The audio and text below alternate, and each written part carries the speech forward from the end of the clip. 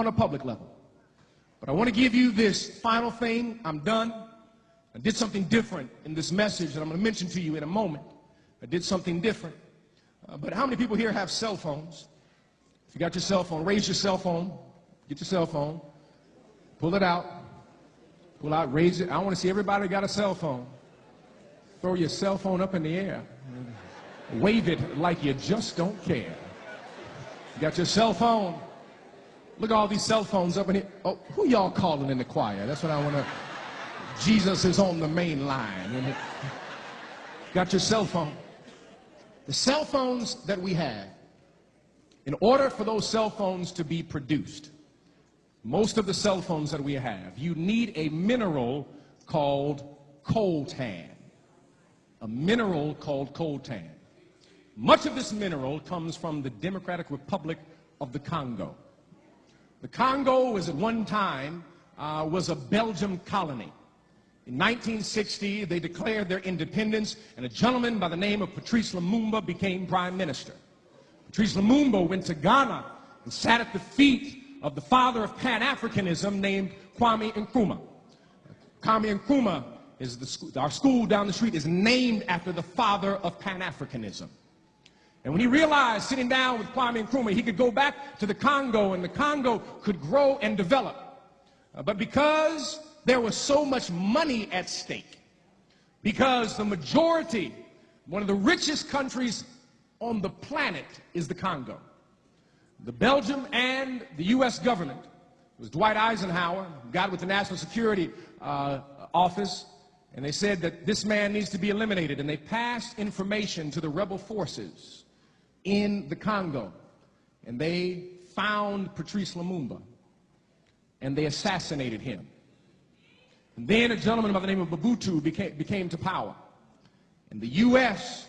gave him over $300 million to oppress his own people, to make sure gold and silver and coltan would continue to flow to Europe and the United States and Australia.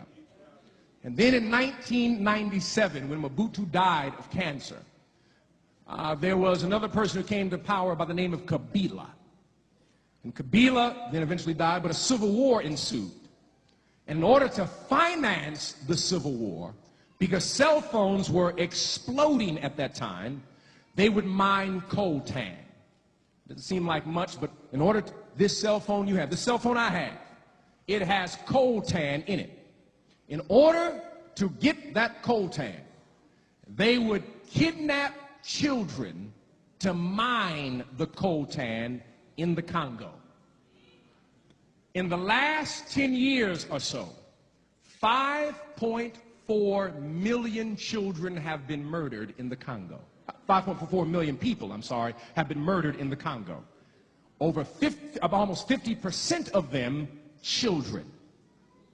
That every time you purchase your cell phone, you finance the oppression of a child, of a country. And there was a particular law that was attempting to be passed in the U.S. Congress that kept dying. It was called the Conflict-Free Coltan Law. So that no company in the United States could receive coltan from the Congo or any other area where children are being used, where it was being financing a civil war, where murder was going on, all of that. And this war that is going on, 5.4 million people. Let me explain it this way. In World War II, 400,000 people died. In the Civil War, 500,000 people. 5.4 million people. Larger than any other conflict, any other war since World War II. More people have died in the Congo than any other conflict in the last 40 years combined. But no one has heard a thing. Because it's happening in Africa, in the Congo, and there's so much money at stake. Coltan. So this is what we are asking. I did this last week. We are simply asking that you would do three things. Number one is that there is a letter that we passed out today that connects with this. That you would sign that letter so that it can go to Dick Durbin so that they can pass this law. The second thing is every Wednesday, every single Wednesday from 12 to 1 and 7 to 8, here's something that is a novel idea. Turn off your cell phone. I mean off, not on vibrate. Turn it off and put on your voicemail why you have turned it off. Why you have turned it off, to educate people about coltan. We're calling this Don't Be a Sellout campaign. C-E-L-L. Don't be a sellout, to finance the oppression of our own people. You're not going to see this on CNN. They will not broadcast it on MSNBC, ABC, CBS, NBC, and Lord knows Fox ain't going to say a word.